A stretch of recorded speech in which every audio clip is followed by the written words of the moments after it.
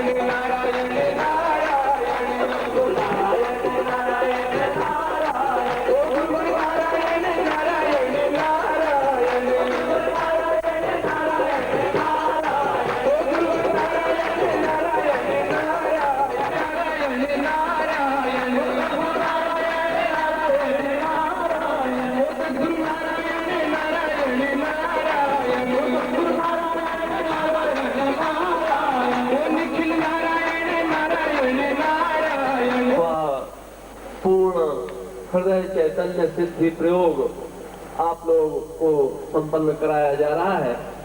हम तो हे गुरुदेव इस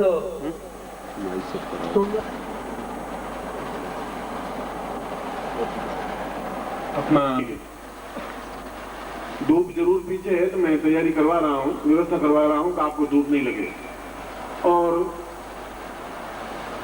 अगर धूप लगती है तो तुम्हारा सौभाग्य, क्योंकि साधनाएं खैरों में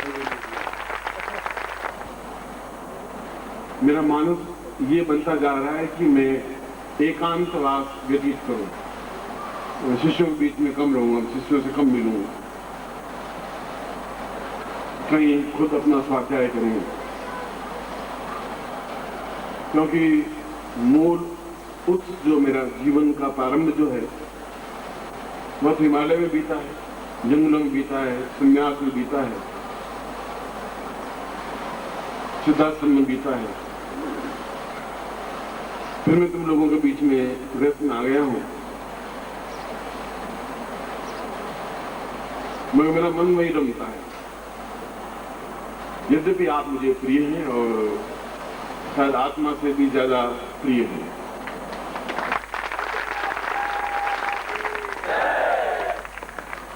मगर बहुत दृढ़ निश्चय होने के बावजूद भी हर बार ये निश्चय करता हूँ कि अब मैं नहीं मिलूंगा किसी से भी, और फिर वापस सीट में आकर बैठना पड़ता है। हर बार ऐसा 4 बार हो चुका है कि अब मैं नहीं करूँगा, अपने आप लड़के संभाले तो शिष्य अपने जगह पर हैं। तो फिर आप लोगों का प्यार और डोर इतनी मजबूत है कि खींच खांच करके फिर मुझे बीच में ला के खड़ा कर देते।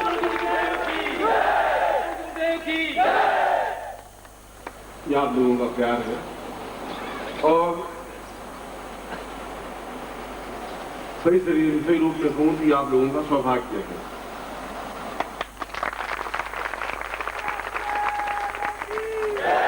क्योंकि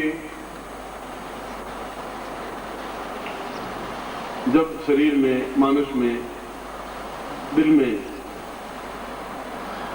1 करोड़ साधनाएं जब घुमड़ रही होंगी तो सभी साधनाएं बाहर निकलने की कोशिश करती होंगी, और संसार में ऐसी कोई साधनाएं नहीं है जो मैंने संपन्न नहीं की हो, चाहे अवगढ़ साधना हो, चाहे सहज साधना हो,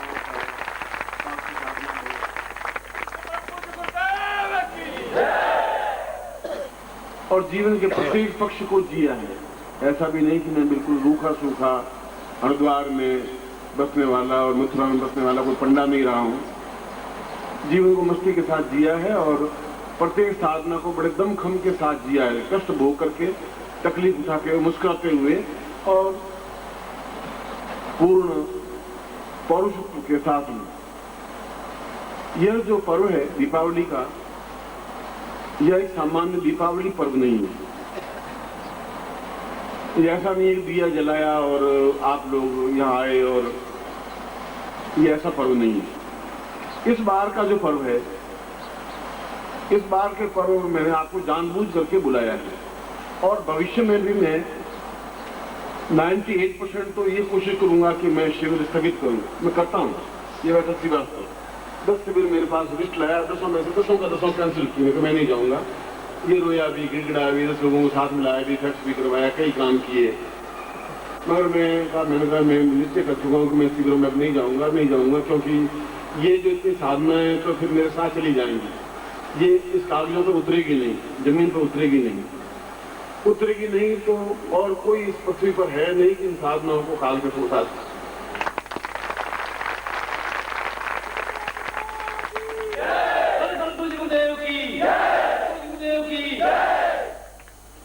और कोई व्यथा मानस में नहीं है। बहुत प्यार है आप लोगों का, बहुत प्रभु उत्तर से तो मैंने इतना मांगा ही नहीं था, शायद इससे कई 1000 गुना प्रभु ने दे दिया है।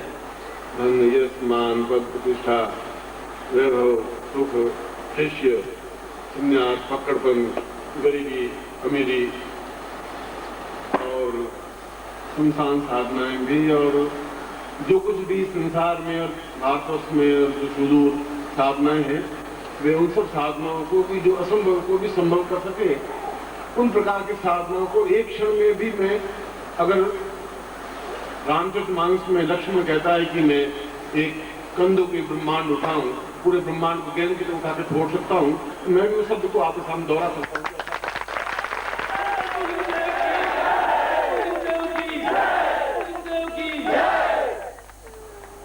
आपको शायद ये बात कटपटी लग रही होगी, ऐसे भी लग रहा होगा शायद मैं अपनी प्रशंसा कर रहा हूँ।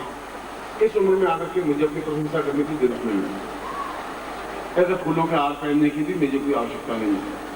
मगर जो वास्तविकता है, जो हकीकत है, वह मैं आपके सामने, अपने बेटों के सामने, शिष्यों के सामने कहना मेरा फर्ज, मेरा धर्म, मेरा कर्तव्य है।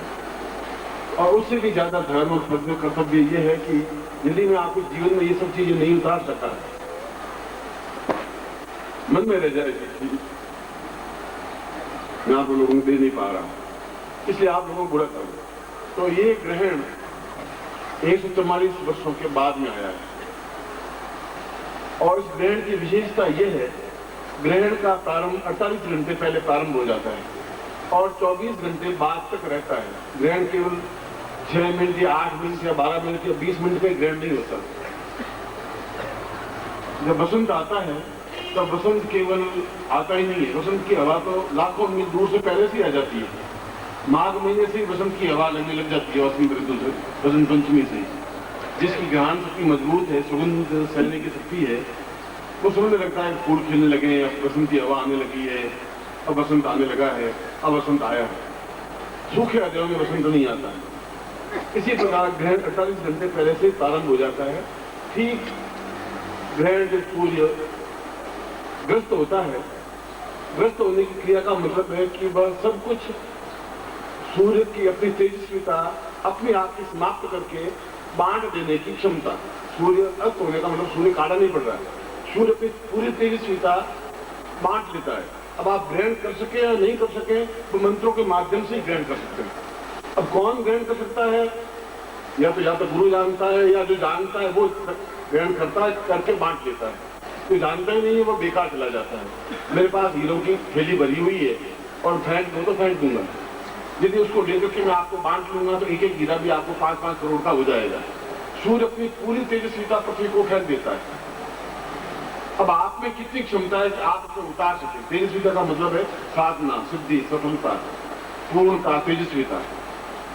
और 144 साल के बाद आने का मतलब ये है कि आप कल जब ग्रहण देखेंगे तो देखेंगे कि पूरा काला हो गया है और तारे दिखने लगे हैं। और उसके बाद आज तक जब सूर्य ग्रहण वापस सुधरने लगता है तो किनारा सफेद होता है, फिर और किनारा सफेद होता है, सफेद होते होते होते फिर पूरा प्रकाश होता है। ऐसा सूर्य ग्रहण होता है।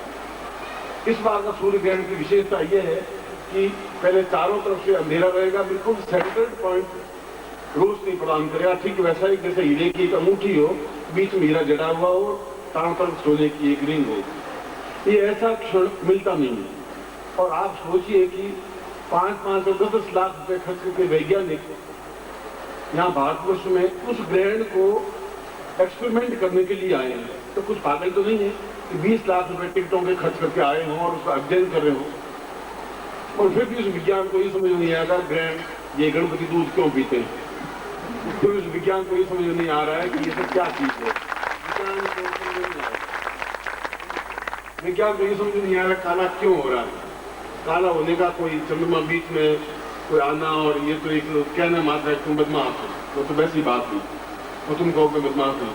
यह तो वह क्षण है जब सूर्य ओम परम तत्वाय नारायणाय गुरुभ्यो नमः। ओम ह्रीं मम प्राण देह रोम प्रतिरोम चैतन्य जाग्रय ह्रीं ओम नमः। ओम भूर्भुवः स्वः तत्सवितुर्वरेण्यं